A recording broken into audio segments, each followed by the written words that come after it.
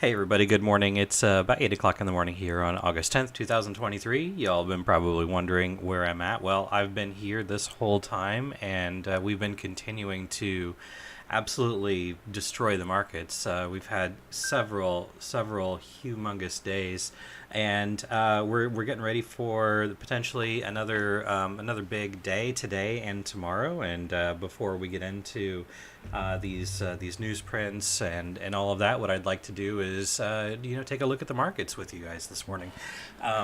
As you all know, I'm not here for entertainment. I'm only here for business. I'm only here to get things done, and I've always had that mentality. This is a business, and we're here to make money. So let's go ahead and move on in and take a look at the S&P 500, and we're going to take a look at Bitcoin. What I'm going to look at is basically going into Q4. So we're looking for the October, November, December cycle, and what's going to happen as we move into that particular cycle here in the market. So go ahead and pull up the chart here. I want to talk a little bit about what this chart formation looks like, and we've got a member on the Discord that kind of pointed this out maybe a week or two ago, and so far this seems to be going pretty well. I do not have a large account on this, but I do want to take a look at it. A couple things to make note of. Looking at the Wavemaster indicator, this white wave, as we got down here into the down to these bottoms that we've created here on the S&P 500, we saw the white wave was starting to create a little bit of a curling bottom here, and we had a good buy signal right here on the daily, which yielded actually if you were to have bought even right here, there was basically a 16% move on the market. And excuse me, if you were to take a look and purchase down here as well, if you're a long-term investor and you're looking to dollar cost average, basically there was another 30% that you were able to capture here on the market. That's using the Wavemaster indicator, and with the thesis that maybe you're a longer-term bull. Looking at these daily moves, it really worked out pretty well. But now that we've gotten a decent move off of this, what I want to take a look at here is the fact that from the top, I think we can all agree that there is some kind of a zigzag here. We've got basically three moves to the downside. I'm going to go ahead and mark them. Excuse me. I'm going to mark them as an A and a B and a C. So we're just going to go ahead and just mark that. I'm not going to spend too much time digging into the the subdivision that's inside of there. I just want to take a look at the ABC that we've got here. And what I want to also now do is take a look at what the market looks like from that bottom. So from the bottom, what I believe I can see here is really two scenarios. One makes a lot of sense. One is a little sketchy. So what I see here is an A, and then a running flat, a little bit of an expansion to a B, and then moving up here into a wave C. Now, is that wave C done? I actually don't believe that it is. I don't believe that wave C is done. What I can say is I do think that we probably are going to see 4,400, and I do think we're probably going to see it fairly soon. I think we're going to see 4,400. It's probably going to happen today or tomorrow. Matthew, good morning. Good to see you on here. I think we are going to see 4,400 sometime today or tomorrow, more than likely. And then I think we're actually going to see a thrust up here into September. I think that's going to happen. So we've got this three-wave move down, and let's look at this three-wave move up. Okay, so what I'm going to do is I'm going to measure from this bottom using my trend-based fib extension tool to this top right here. Then I'm going down here to this bottom right here, and I'm just going to kind of move things right on over, because what I'm looking for, I'm going to be looking for a move to the 100 or the 1236, and that 1236 is pretty darn close, right? We didn't quite hit it. We're looking at about a move to about 4650, and that would be a move to basically right up there. And we're taking a look at somewhere around Labor Day is my estimation here. Looking at the Wavemaster, what we've got a trough right here, and we're creating a higher low. But take a look at the daily oscillator here on the Wavemaster. The green wave is creating some serious hidden bullish divergence. And by that, what I mean is we're creating a higher low on the price, and we're creating a lower low on the indicator. And that is pretty exaggerated here, if you ask me.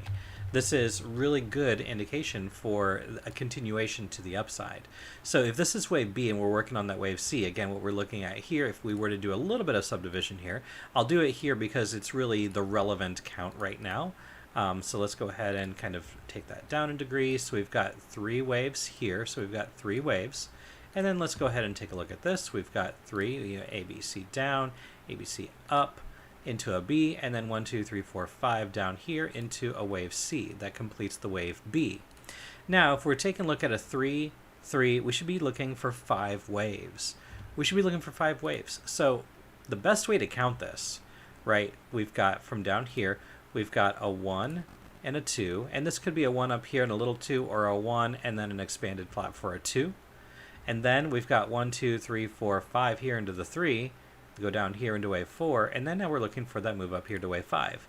And that's more than likely what we're going to see as we move up here into that wave C. So the wave 4 still in play. I still think wave 4 is in play. More than likely we're going to get it. I have a fib pull from down here on this point, but what I want to do is I want to actually look at it from a pull down here onto the bottom of my wave 2 and see kind of where we're at. And again, some of this I have not prepared ahead of time, so a lot of this you're seeing for the first time right along with me, so just to be full, clear and transparent. So again, that 236 is sitting right there at 4406. Now, if I go ahead and take this fib and take it down here to the bottom of this wave 2, well, now here's the 382, which is a really high probability move for a wave 4, and that's here 4386. So again, that 4400 level more than likely is going to be some kind of a magnet, and it's probably going to happen either today or tomorrow. There's no guarantees there, and we're going to find out here in about 22 minutes anyway what's going to be happening. But yes, I do see a move up here to this level here at about 4650. Now, this trend-based fib extension was from this dominant pivot low to this dominant pivot high and this pullback, right? Now, let's take a look at it from a different perspective. We're going to take a look from this dominant pivot low to this dominant pivot high, and we're going to take this pullback. Same pullback, but now let's go ahead and take a look and see what we've got. So this is the potential for a slightly higher wave, right? So if we do see more bullish move out of here, well, then now we're taking a look for a move up here to 47.55 to 47.80. So it's possible that this move extends higher going into September. That looks to me like that's going to complete a move. Now, I don't think the move to the upside is complete yet. I think there's a lot of people that are really expecting a significant move to the downside. Well, I got rid of my SPXU. I like to do the leveraged ETFs for longer term plays. I got rid of that just a couple days ago, and I'll be looking to get back into it if we do get a move up here to 47.50. Am I interested in getting into some SPXL for my leverage long on the SPX? Yeah, actually I am. I'm going to be interested in kind of layering into that when we get to this 4,400 level, because, you know, trading, you guys, is all about probability. It's all about consistency. And right now, if I drill down to a 1 hour time frame, let's just go ahead and take a look at this formation here. Right, and actually, let me go ahead and remove my VWAP that I've got, because that's not interesting right now. But taking a look at this, right, we have some compression on a downward falling wedge. So is it possible that we see another move down here to the downside to complete maybe this wave 5, to complete this wave C? Yeah, it's entirely possible that something like this happens again today. Right, so let's go ahead and just kind of move this down here. If we get a move down here, and again, this is about 44.50, more than likely we're going to see, a decent bounce. Now, if we continue to move down out of here, and again, I'm really looking for a move down here, and again, if it doesn't happen today or tomorrow, it is going to happen at some point, and it's probably going to happen within the next week. I wouldn't say guaranteed, but this is kind of what I'm expecting to see happen, right? Get this ABC down here to this 382. Remember, this is that 382. If I move this on over, here's that 382 at 43.86.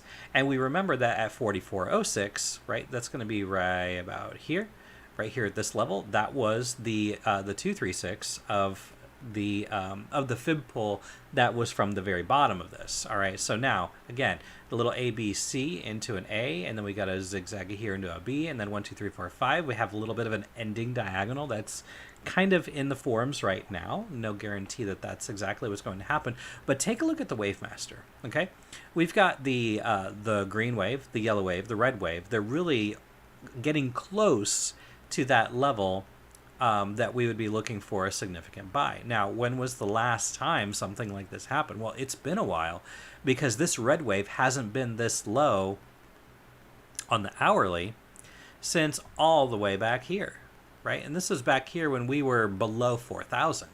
So the last time the red wave on the hourly was this low was all the way back here. The last time we had a decent signal that looked very similar to what we're starting to see right now is going to be right around this area right here, and that was at 3850, 3900. So granted, the chart is moving down for less time. Let's see if I can say this right. We've been moving down for a shorter amount of time than we did for this particular move here, from 4,200 down here to 3,820, right? This took a long time for that to play out, and we haven't really spent a whole lot of time correcting, but the oscillators are resetting, which is, that's pretty bullish if you ask me. So now that we've got this move down, again, I'm looking for that move up and then this last move down.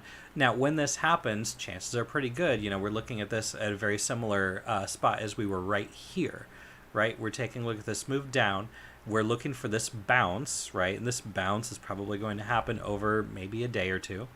And then we're going to see that last move down. It's probably going to happen pretty quickly, just like it happened here pretty quickly, right? So we get this move up to really catch these bears, right? And I was a bear up here. I got into some SPXU, as I mentioned, and I got out of them, right down here, actually right around the same area that we're at right now.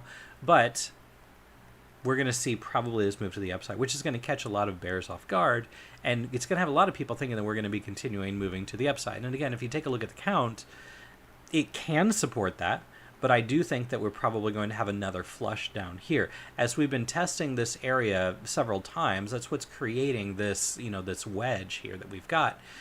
We're probably going to see another test down here, getting closer to that 382. Now, we're finding the support right here in the 236. And in a strong bull market, that 236 does find some support. So I'll look to see what the chart looks like.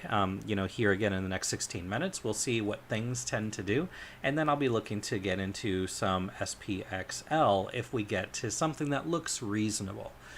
If we find something that looks reasonable to get into, then I will certainly do that.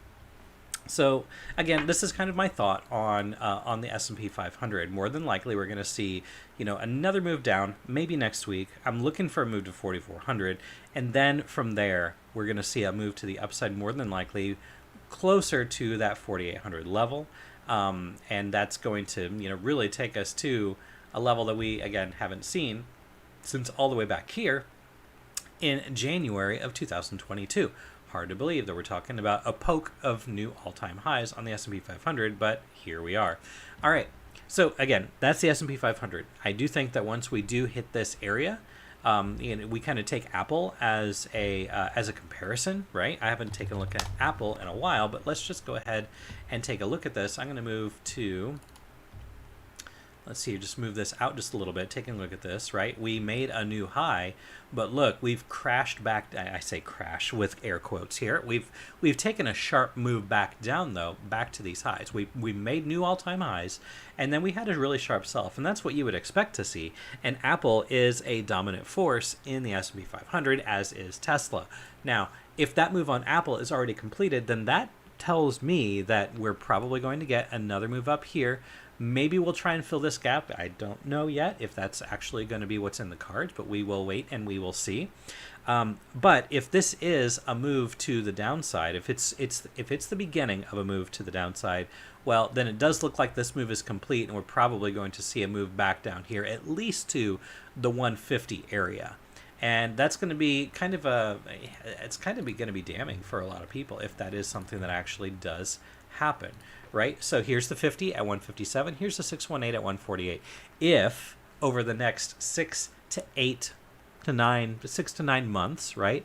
If in the next 2 to 3 quarters we can see a move down here to this 150 area, I'd likely be a pretty heavy buyer in that particular area, because it looks to me like that would be a perfect case for a serious bounce, right? We always look in the group, we always look for a move down here into the 50 or the 618, especially after a really strong move has occurred here. Naturally, there's going to be some profit taking, so we'll have to wait and see what happens in this red box. I've had this red box outlined since the price action was all the way back down here at about the 160 area, and you can go in TradingView and see all of that collateral there if you'd like, and watch how that trade worked out. We were tracking this all the way from when we had this inverted head and shoulders. I still have it on here just as a reminder of how important some of these chart formations are. So again, Apple, I do think that there is something that finished there at the 198.50 area.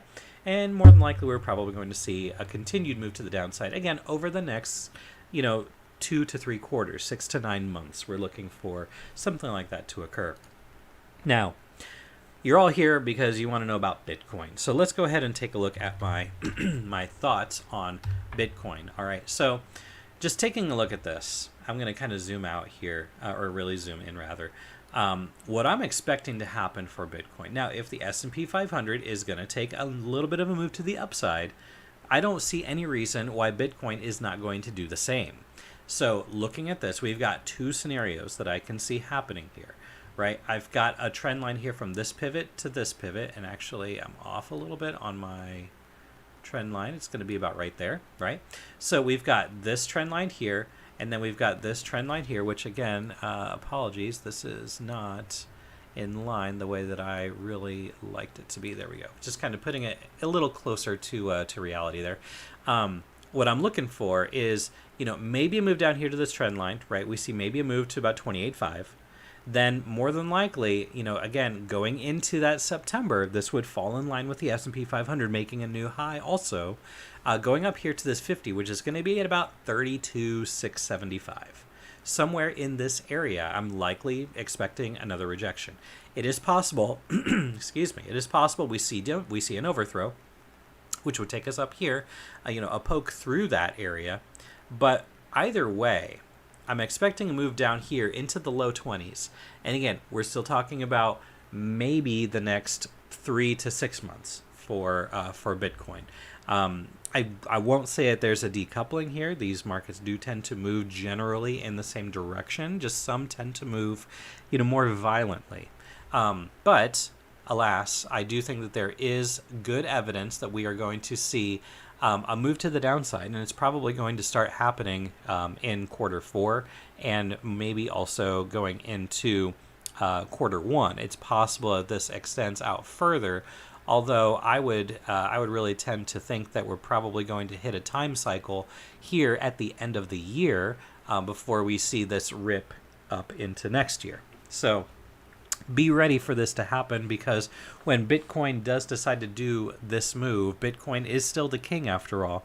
It's probably going to bring some alts with it. So, take a look at this, capture this move. There's still plenty of time to capture a good alt, a good alt season if the market will allow that.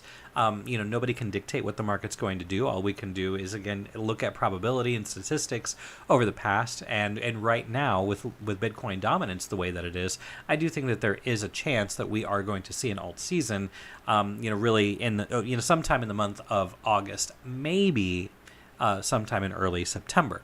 But one way or another, we're likely going to see a move to the downside after that happens. So if you see an alt season, that is going to be your key. Maybe you should be moving to cash, or maybe you should just be sitting in Bitcoin. That's completely up to you. I'm not here to tell you what to do. I'm only just giving my opinion. But that's what I would be. That's what I would be interested in doing, and I am continued.